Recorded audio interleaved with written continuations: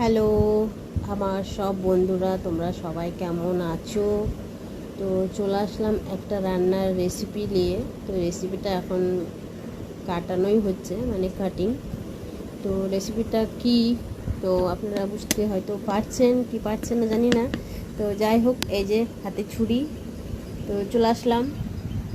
এই যে, তো বন্ধুরা, এটা হলো পাকা করলা। আর এই যে এখানে কাটা হয়েছে কিছুটা, সবগুলো ভালোই আছে, খারাপ নেই, মানে পেকে গেছে, এটা তো আছেই।